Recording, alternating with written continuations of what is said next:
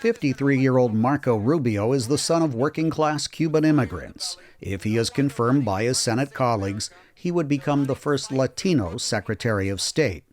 Rubio has exhibited a tough stance toward authoritarian regimes in Cuba, Nicaragua, and Venezuela, as well as China. Call him a hawk, if you will, and it really is across a number of issues, certainly China among them. Rubio has said China is partnering with Iran, North Korea, and Russia against the United States. After Russia's full-scale invasion of Ukraine in 2022, Rubio was a vocal supporter of Kiev. More recently, he has called for negotiations to end the conflict and voted in April against a $95 billion military aid package. And so I believe our goal when it comes to Ukraine is to be helpful to Ukraine in a way that doesn't drain us, in a way that doesn't harm our alliances around the world.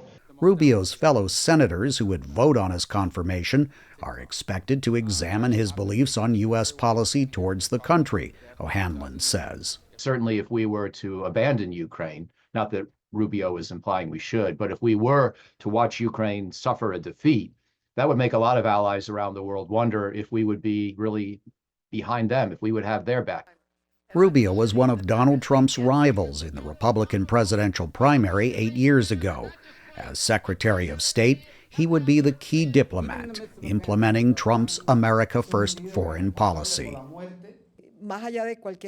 Whatever the expectations, we must be realistic. The United States will prioritize its interests over those of the rest of the world. When it comes to the Middle East, Rubio has been a staunch supporter of Israel, in line with Trump's stance.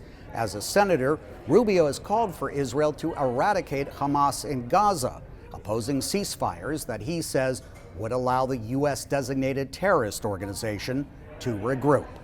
Steve Herman, VOA News, at the State Department.